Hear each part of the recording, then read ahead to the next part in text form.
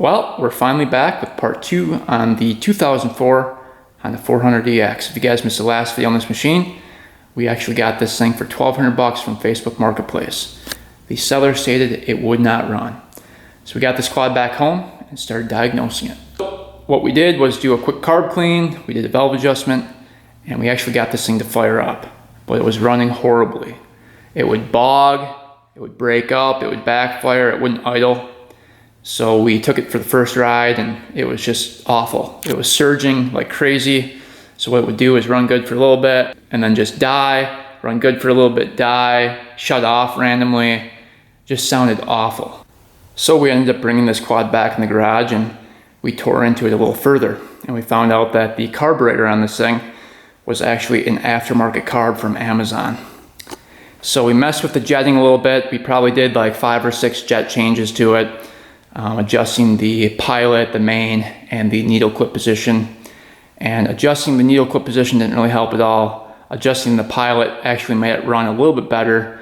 It actually idle, but it would still bog. And adjusting the main really did nothing. So I thought for sure it was just a lack of fuel, and that's why it was boggy, breaking up and shutting off. And apparently that wasn't the problem. So next thing I thought of was the timing. I thought maybe the timing was off, so we took off the valve cover right here and we checked out the timing, and the timing looked perfect. Everything was spot on, the cam chain looked perfect, and we rechecked the valves again and the valve clearances were absolutely perfect. So the only other thing we found with this is that it had an aftermarket White Brothers cam with the decompression release deleted on it. So the little spring in the head was gone and it was blocked off. So that was really the only other thing we found that was aftermarket on it. And looking at the lobes on the cam, it seemed like they were pretty flattened off and pretty worn out. So last video, that's kind of where we ended off, thinking maybe there was something going on with the cam or possibly something with the spark. And a lot of you guys in the comments think it's a spark related problem, and a lot of people think it's the cam. So we're probably split 50-50. So we actually ended up ordering a new coil for it, and we have a cam we can try out as well. It's a stock cam with the decompression mechanism deleted on it, so it should work perfect. But these are the parts we're gonna try out today. We got the new coil off of Amazon.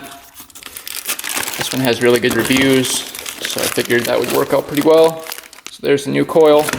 Then here's the cam I had laying around. This is from a quad, a 400EX.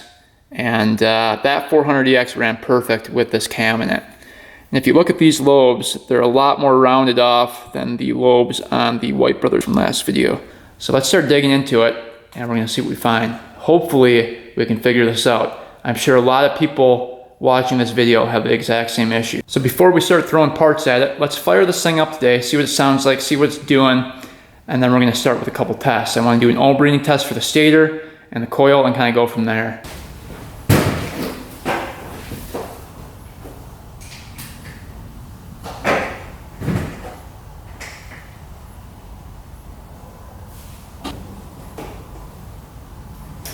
Choke it. Go.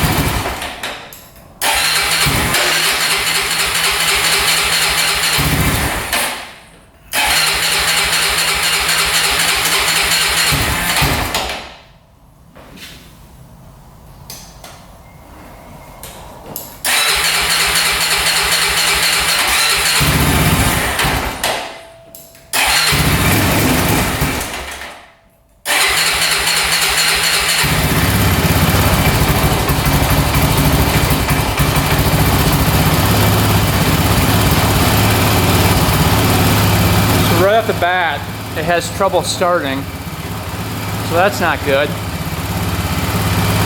It seems to be idling okay with the choke on right now.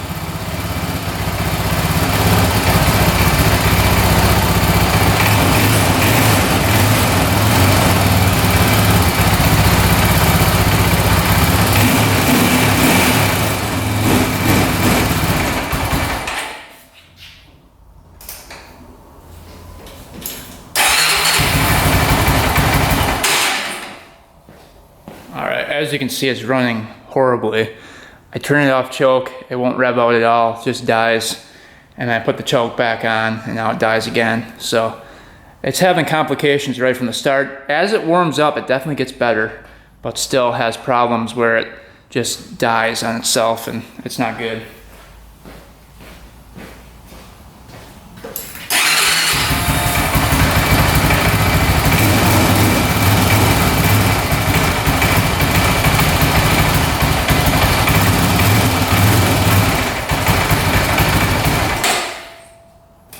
So that's kind of what it's doing. It'll rev out for a little bit with the choke on and then just die randomly like that.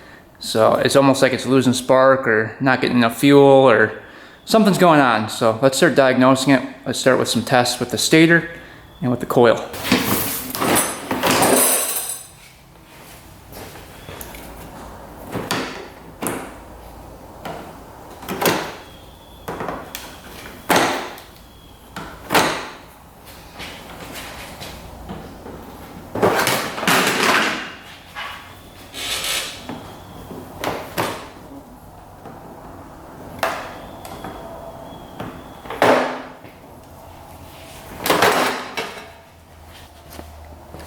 And just to confirm we're getting gas to the actual carb, we're going to turn this off for now. And we'll see if we're getting gas. I have the petcock here to the carb.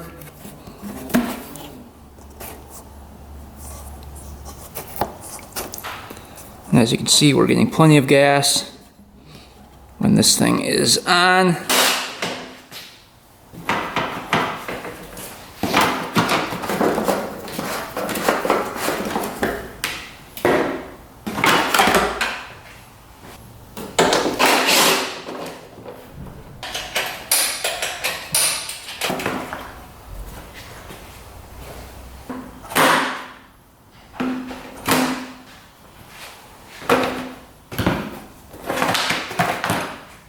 So the coil, where is it?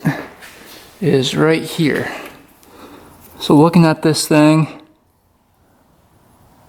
you can see it's ground out right here. So the ground looks good. Wire's intact.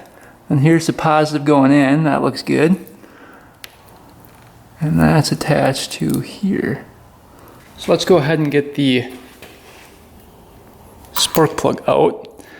I did notice that the boot on this is different from what the coil, the brand new coil is. You can see this one has that long boot on there. That's what it's supposed to look like. So I don't know if this was an aftermarket coil or what.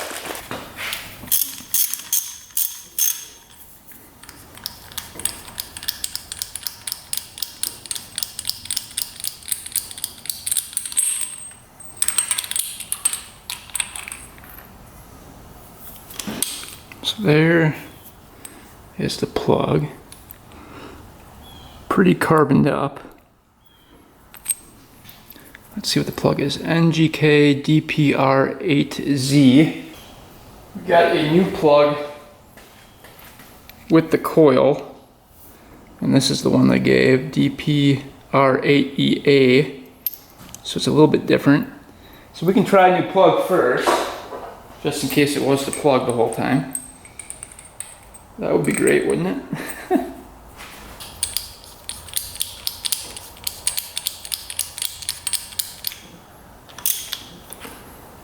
Let's see how it runs with the new plug before we do any testing.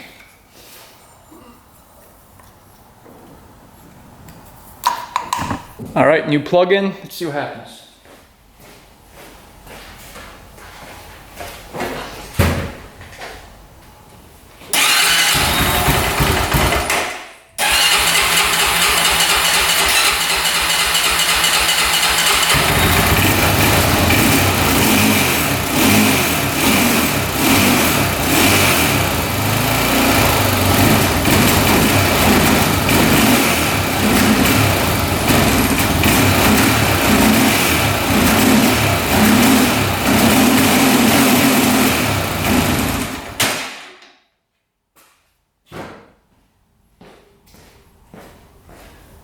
Well, new plug didn't solve our problem.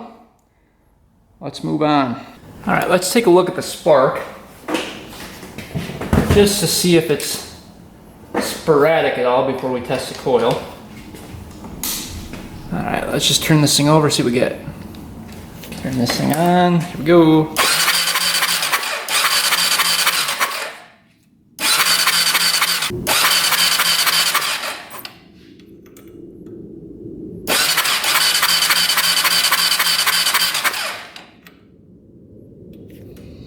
It's not the brightest spark in the world here. Let's see.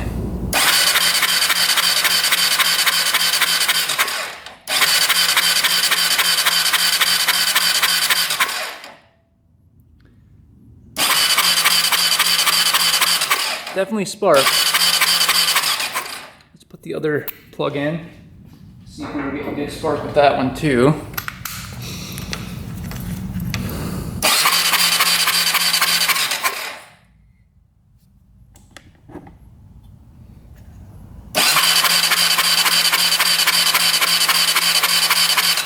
Looks like consistent blue spark. So we're definitely getting spark. Alright, so what we can do is test our ground continuity first. See if we're getting good ground coming from the ground wire here to the engine. Yep, so we're getting good ground there. Alright, so the first test we're going to do is the standard coil test. So we're going to test where the wires connect into the coil, which is right here and right here. So one peg here, one here, and we should get 0.1 to 0.3 ohms. Ooh, we're getting 4.6, 4.4. That's pretty high. All right, let's do the second one. So secondary coil standard, we want 7 to 11 kilo ohms, and that's where you do one lead of the wire connects to the coil, the other end by the spark plug cap. So you want to take this off here. So plug that one in, this one in. And we're getting 14.49 kilo ohms. So that's pretty darn close to the 11. And what we're going to do to get a more accurate reading, just to make sure we're good, we're going to compare this to the new coil. So we're going to take this one off, do a bench test, and compare it directly to the brand new coil. This is definitely an aftermarket coil, for sure.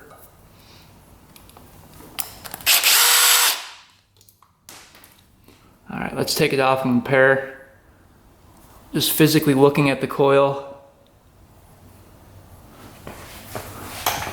doesn't look cracked or anything, but you can see this is called a coil spec ignition. I don't think that is stock at all. So maybe somebody just robbed it off of a different machine thinking it would work. So the old coil should have 0.1 to 0.3 ohms for the two post tests. So let's do that. Positive, negative. Yeah, that's really far off. That's 4.4 ohms. It should be 0.3 to 0.1 to 0.3 ohms. So let's do the new one, see what that's at. So again, positive, negative here.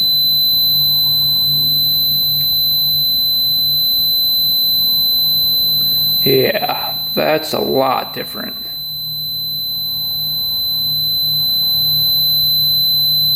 This is 0.7 ohms compared to almost 5 ohms. So that could definitely be the problem there. Let's check out the old coil. The next reading we're going to do from the spark plug wire to the positive lead here. Where is it? Right here. And we should get, what is the reading here? 7 to 11 kilo ohms. So we get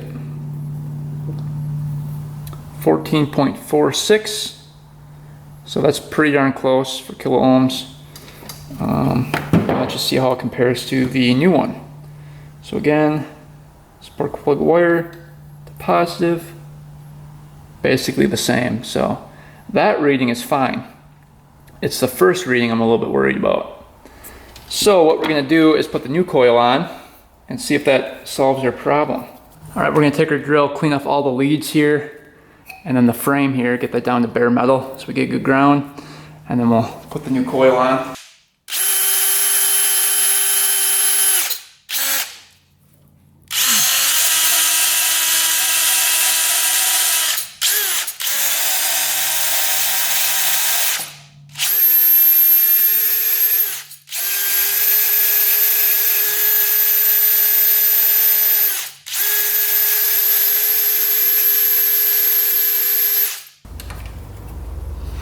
And that one connects to there.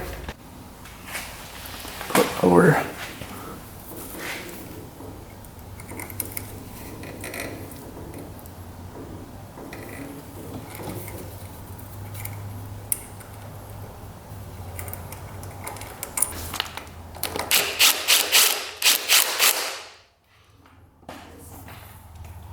we're hoping it was just the coil.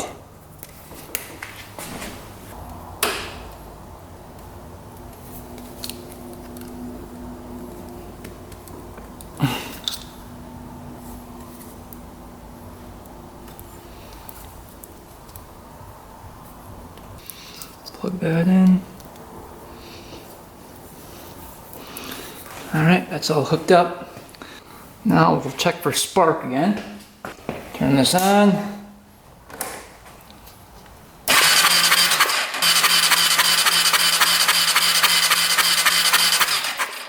It's definitely sparking.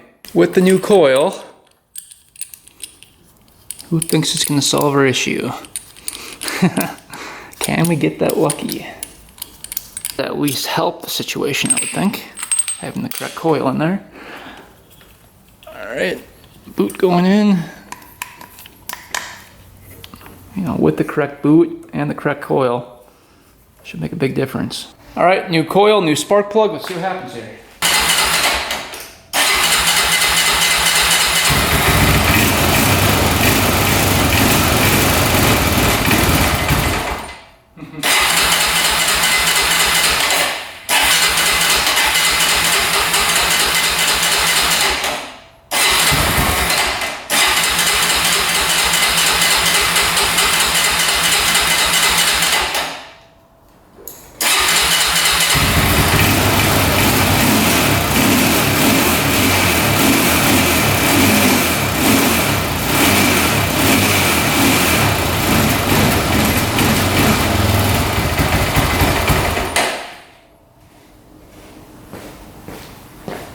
Doesn't look like that's gonna be the problem.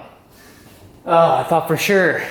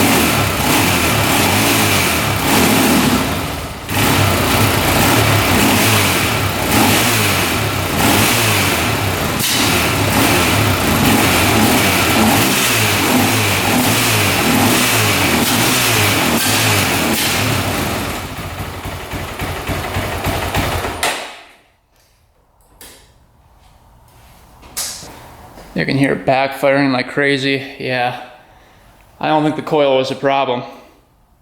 Still doing the exact same thing.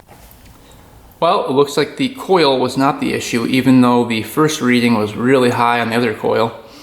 So I'm not sure why that wasn't the issue. But it probably doesn't hurt to have the correct coil for the machine. So let's move on to the stator. Let's test that next. All right, so right here, This is where the stator comes in. You can see it goes up here, goes right to this plug here. So this plug here has a red and black wire coming from it. Check that wire out, that looks good. And then it has a yellow and blue, a pink and a green. And I made sure those all line up perfectly. It looks like this might be an aftermarket stator. So I don't know if the guy before me, the seller, was trying to diagnose the problem and he just replaced the stator, the coil, I'm guessing the CDI as well, thinking that would solve the issue. But yeah, this is definitely an aftermarket plug-in attachment because it doesn't really fit in here that well. But all the wire colors match up. So what we can do is do a couple tests on the stator wires. All right, so the first test we're going to do for the stator, we are going to be looking at the black and red wire here. And what we're going to do is take the black and red and we're going to check resistance from that wire to ground. And that should be 50 to 250 ohms. To ground. Let's see what we get here. Let's see, ground. We're getting 97.8 ohms, so that is within the correct specs. Next thing is the pickup coil. So we are going to test resistance between the blue and yellow right here and the, let's see here, green and white. So that's right next to it right there. And we should have 50 to 250 ohms here. Let's see what we get.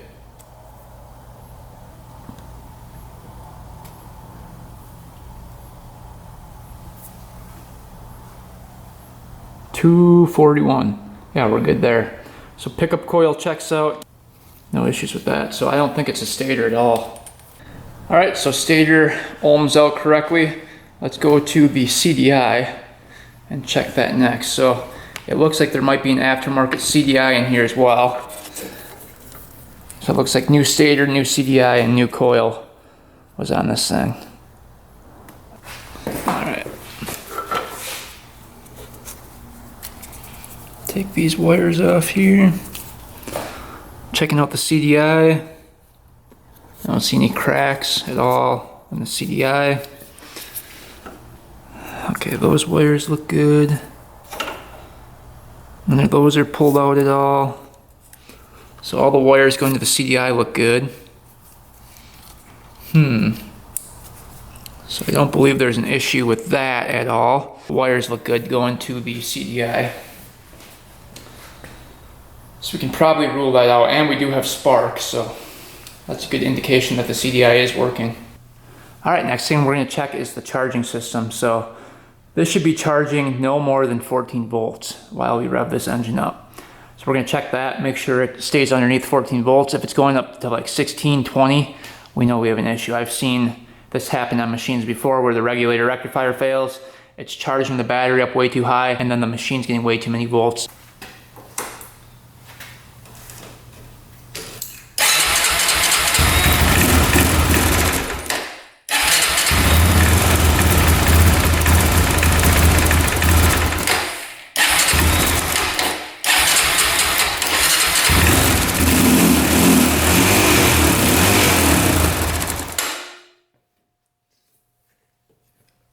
And it was not going above like 12.6, you could see on there.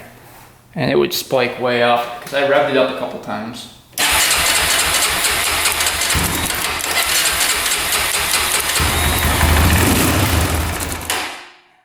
Yeah, it's not going above.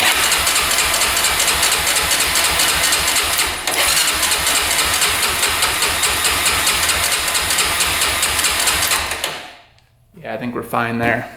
All right, let's do a quick compression test, and then we'll follow that up by a leak down test, see if anything's leaking. But yeah, compression should be pretty high on this thing since we don't have a decompression mechanism on the cam. It's bypassed. So we should have well over 150 PSI. All right, we're gonna do throttle open. Crank this thing over. Ooh, throttle open.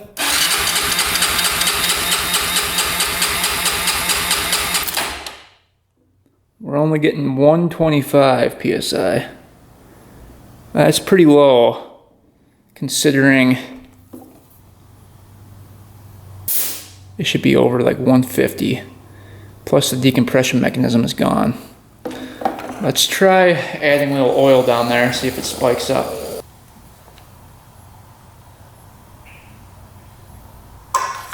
Alright, that's quite a bit of oil down there. Let's see what we get now here. If it spikes way up, it's probably a problem with the rings. We might have to do a little tear down on this machine. Throttle open. Go.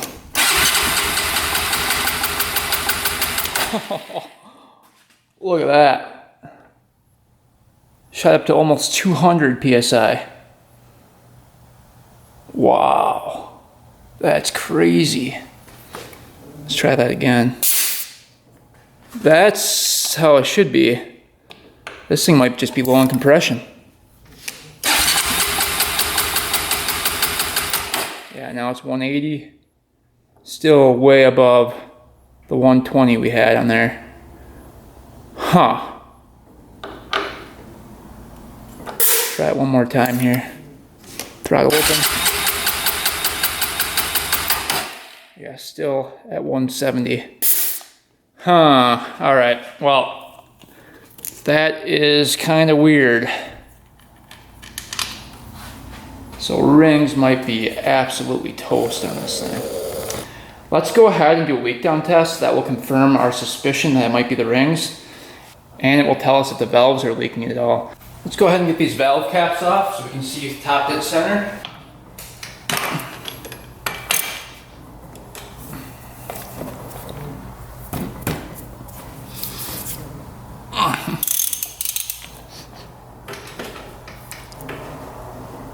That one's on there. There we go.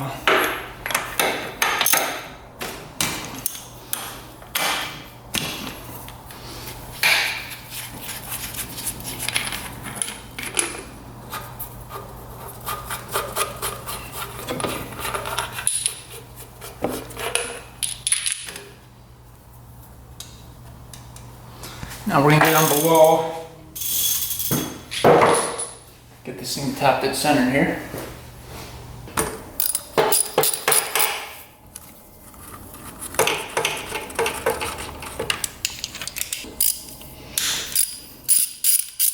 Alright, now we're going to find top dead center. We'll see if our valve clearance moved at all.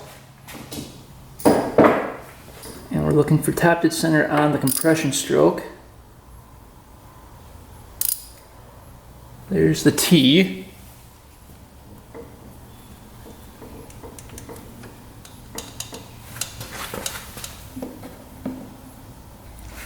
Oh, that's kind of weird. Coming up here, you can see those are open. Then that one seems tight. Huh. And that one seems a little tight too. That is very strange because we adjusted those, so why are they moving so much? That is very odd. The only thing I can think is there was carbon buildup between the valves and the valve seat, and that cleared out as we ran it, and now it's tight again.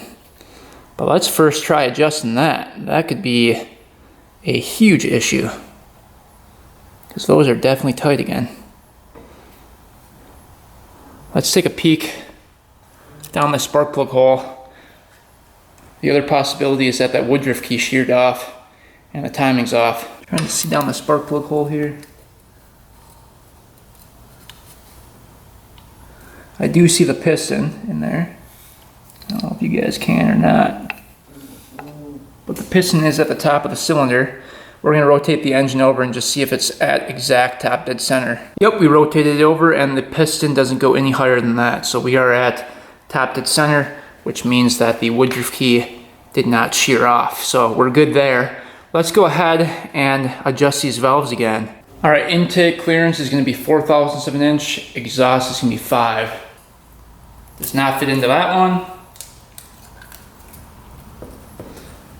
So somehow both the intake valves got tight again. Get these adjusted. That's really, really weird that they tighten back up.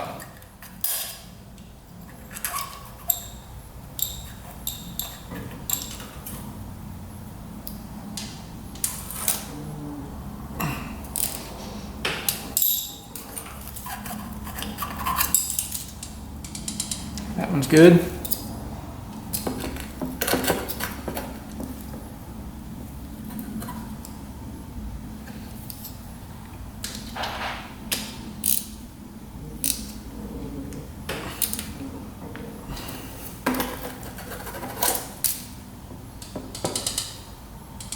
Now they're clicking. Let's check the exhaust valves quick.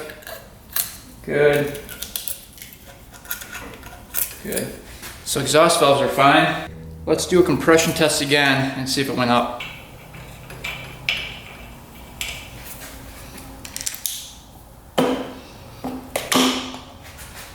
All right, now, if we're above 120, it means that our intake valves were really tight here.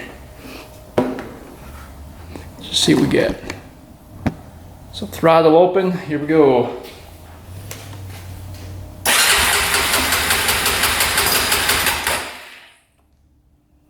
Yeah, we're at 170.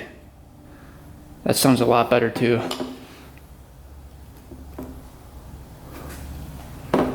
Try it one more time here.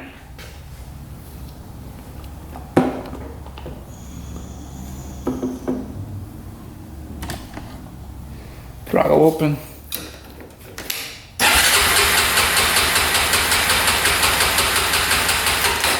Yeah, still 170. So we are going to attempt to fire this thing back up again. I want to quick though go to top dead center again and see if our valve clearance stayed the same. It seems like for some reason that valve clearance is moving around. All right, let's see if the valve clearance moved at all now that we did the compression test. For some reason it seems like the intake valves are moving a little bit here.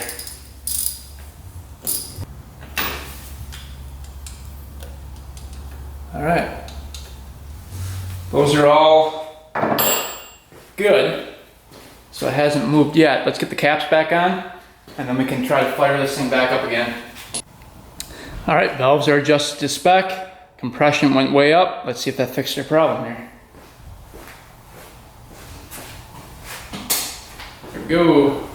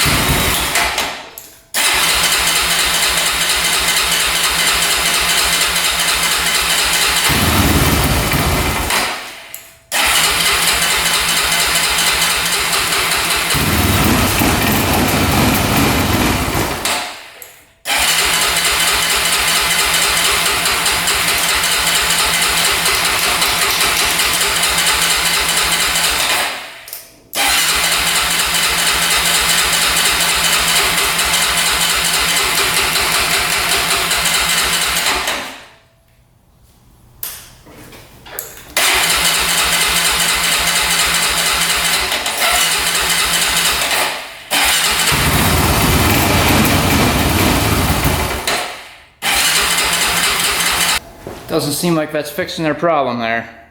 So what we're going to do is a leak down test. We're going to put our fitting in here, and then we're going to put about 20 psi down the cylinder, and we're going to listen to where air comes out of. So if the intake valves are leaking, we'll hear air coming out of the carb here.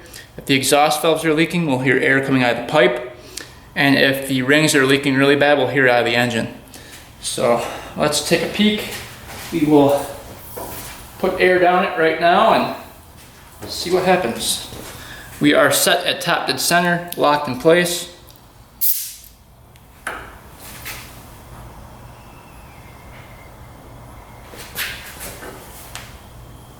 Not really hearing anything.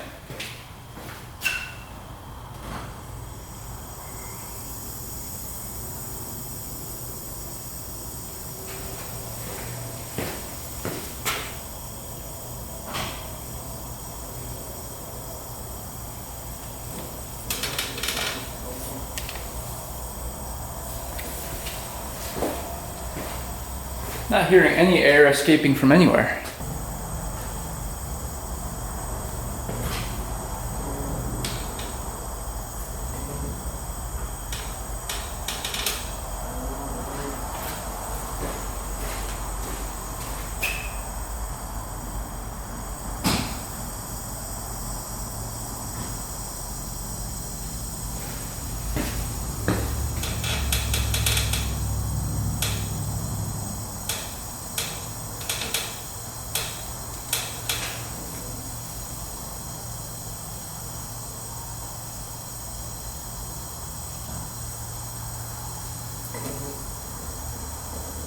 Hear anything. It's just from my air compressor over here, but nothing out of the carb, nothing out of the pipe here. Huh. And then really nothing by the rings either.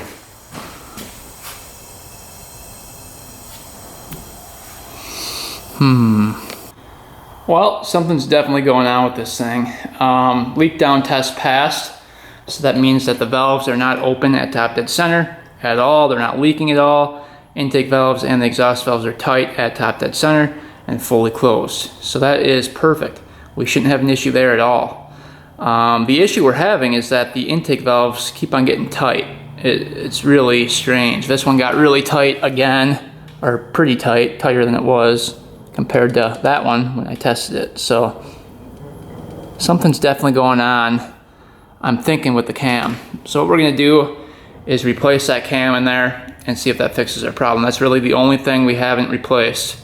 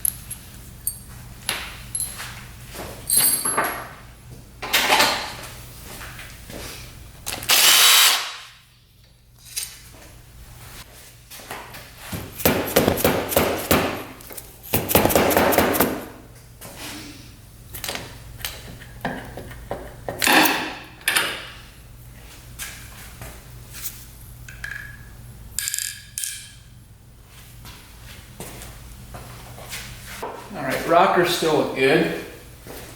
No imperfections with the rockers at all. Still nice and loose. Cam chain feels tight still. Feels good.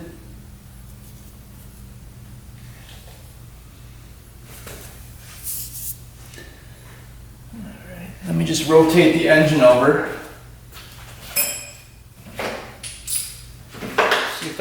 looks bad here.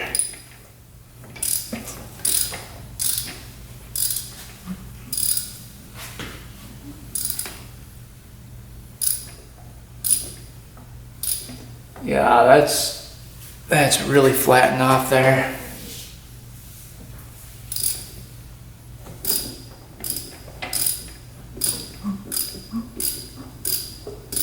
What we're going to do is take out the cam and replace that with the other cam. So what we can do is get the tensioner out, which is right down below here. Let's do that quick. Right down here is the tensioner. Try to get that off of there.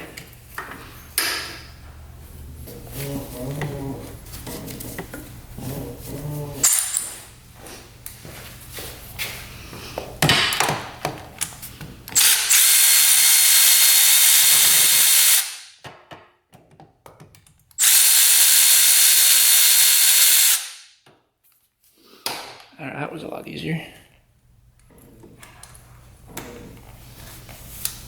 All right, there's the tensioner.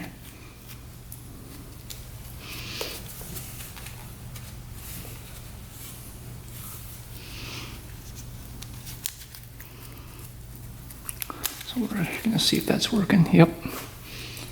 Now the cam chain is a little bit looser on there. Now we can try to get this off. So there's actually 2 pins on either side of the cam. One right here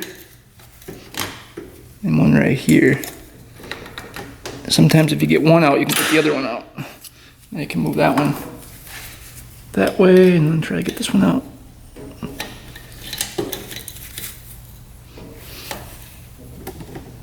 Oh, yeah. Nothing vice grips can't handle.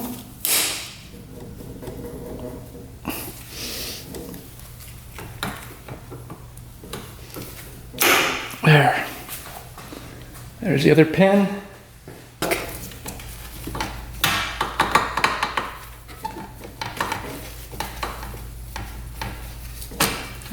There's that bearing. Now we can get our cam chain off. The timing was spot on, we checked it a bunch. All right, we've got the old cam here, and you can see how flat those lobes are on this cam. But both lobes are flat, so I don't know if that's how they're supposed to be or what, but on the original one, they're not flat at all. Look at the difference there. I mean, it's pretty substantial. See how flat that one looks? Look how flat that is compared to those. Just making sure everything's the same here.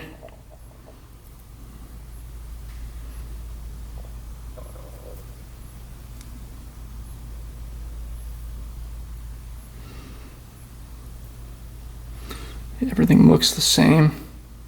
So we're gonna try to get this bearing off, put it on here, and then put this bearing on this one here. And then we have to get the sprocket off of there, install it on the new one. All right, we got both bearings off the old cam. We got the sprocket off. We're going to install it onto the new one. We've got the gloves and the vise to keep it from scratching. Put some Loctite on the bolts here. A little blue Loctite here. The out on the sprocket goes down, so it points in the same direction as the lobes. As you can see, the lobes in the camera pointing down right now. Same with that. And then your timing mark will be at the top.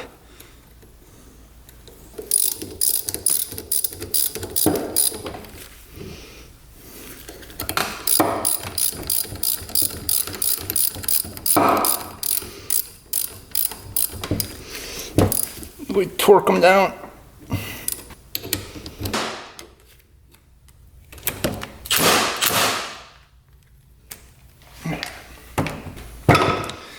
bearings. This one goes on here. This one goes on there like that. All right, so we can install the new cam. The timing mark on the top should be strapping down. The ones on the side should be parallel to the surface of the head here. I'll show you guys after we get it installed what it looks like here.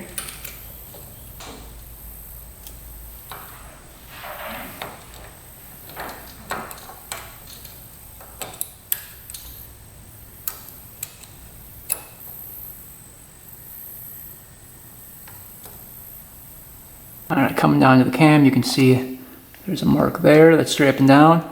There's a mark there, parallel with the surface of the head. And a mark right there, you can see, also parallel with the surface of the head. And that's all the way this way. If you stick your hand down the tensioner, it doesn't tension anymore. So we are perfect right there. Now we can get our pins in.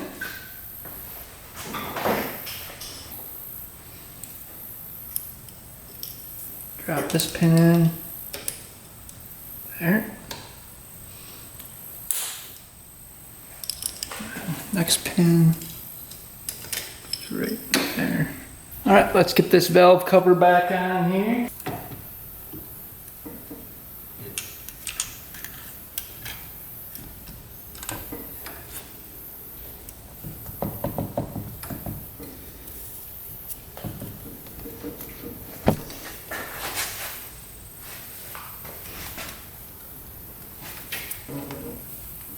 We can get that bolted up. I also re-tapped out this one and that one. You can see we marked them to a little bit bigger size so that locks it down. You're still having a little bit of a leak there, so this one goes in here.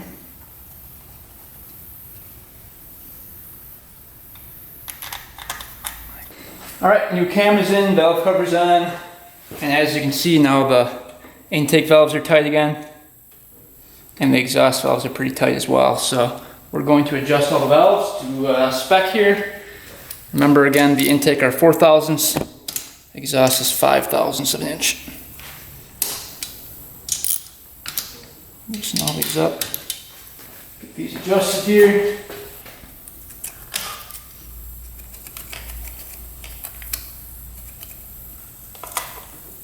That one's fine.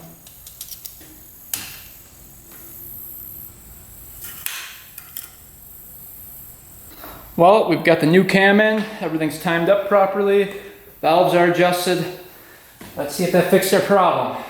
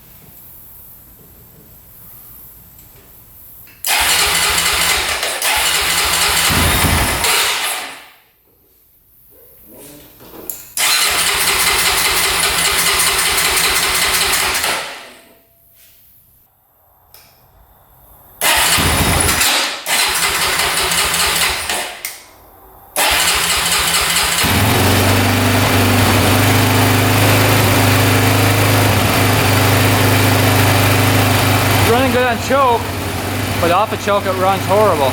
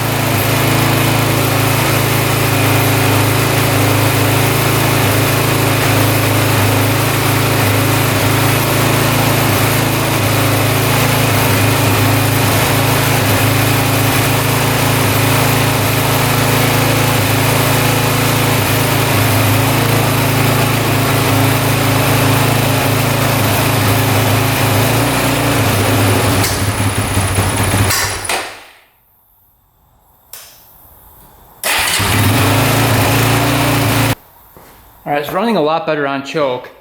There must be something going on with the carb. Let's take a peek at that carb. I don't think the cam was the problem though. It probably helped it a little bit, but not, it wasn't the main problem. All right, we've got the carb out for like the 80th time. Let's see if something's going on in here. The accelerator pump was working, I checked that out. So it's not that. This is a brand new carb, so we shouldn't have any issues. Yeah, there's no gunk in there at all. Accelerator pump.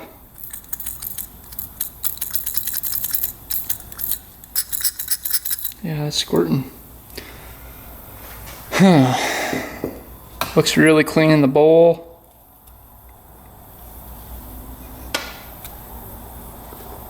Take a peek at our jets here.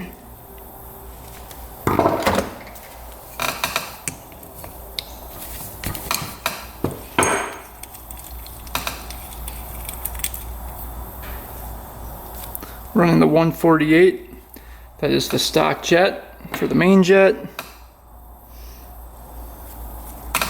And the pilot, let's see what we're running for that one. I think I maybe changed this out last video.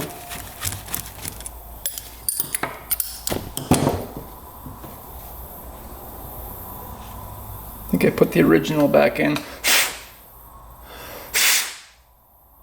Yeah, I might change that back out. So this was the jet that was in there to begin with. Float looks good.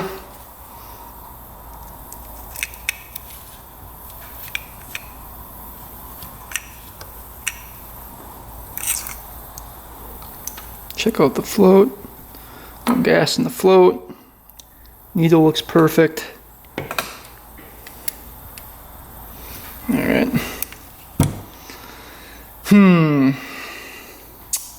Everything looks good. Alright, we went ahead and put a 42 pilot in and I had a 38.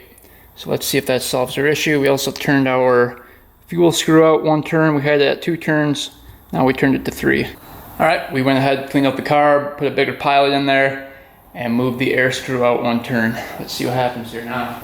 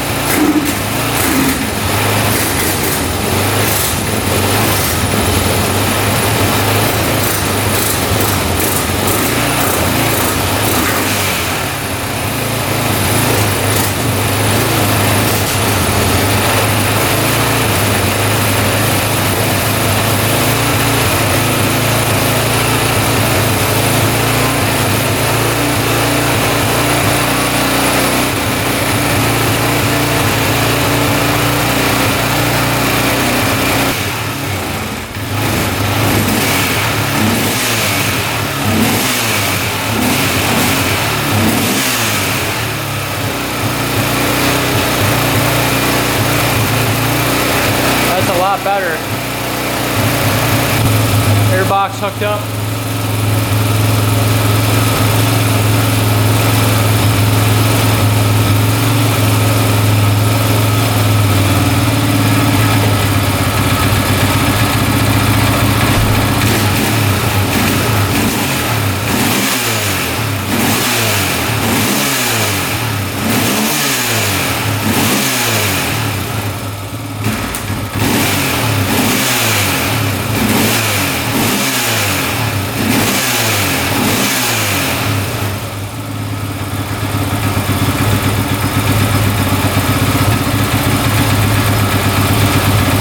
Definitely sounds better. Let's go see if it moves properly. Well, we took it for the first test drive. Still doing the exact same thing.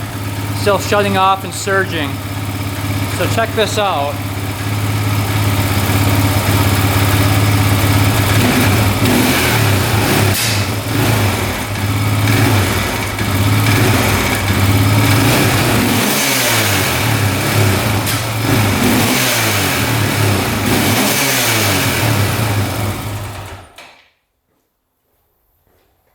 think it might still be lean on the pilot, because you try to gradually go, it just cuts right out.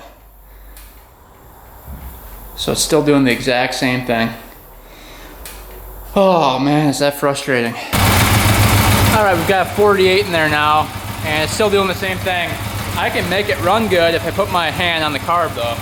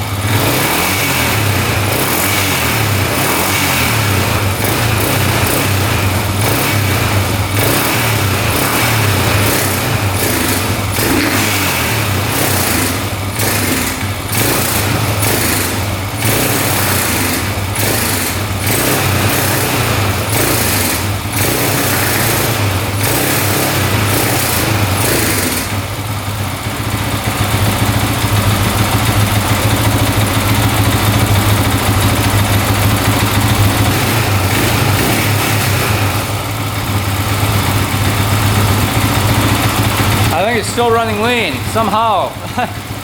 We're almost up to a 50 on the pilot. I think this Amazon carb is just junk. I mean, I've tried rejetting it so many times, and I just cannot get it. But with my hand over it the right way, it runs perfect. So obviously the jetting is off, or the carb is just not working properly. It's crazy. I cannot get this thing to run right. All right, we put like a 180 main in there. It's supposed to have like a 148, and it seems like it's a little bit better actually.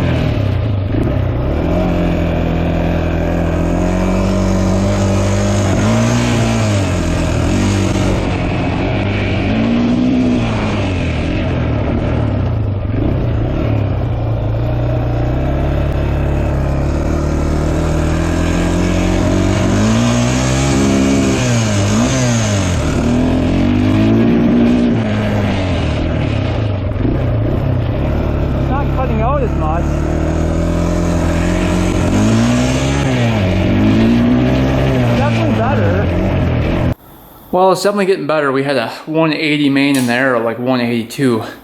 That's massive. I mean, that's huge. And finally, we got it to where it doesn't quit on us.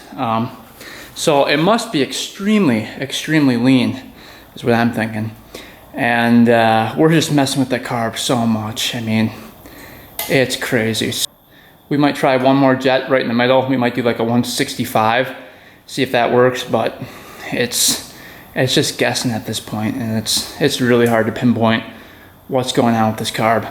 I even tried the needle position as well, and this carb is kind of set, and I actually added some washers to it, making it richer, and it seemed to help a little bit as well. So I think just right from Amazon, this carb is extremely lean for this machine.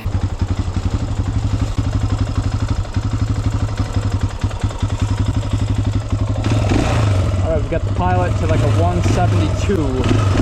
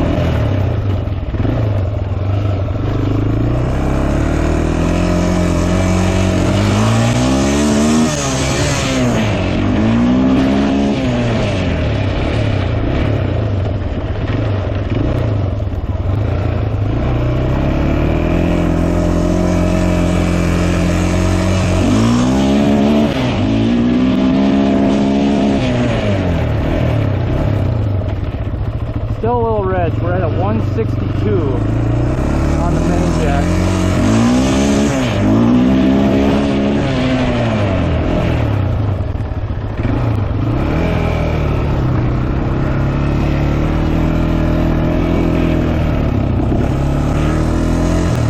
Well, we're getting pretty darn close with the jetting, but we're still not perfect.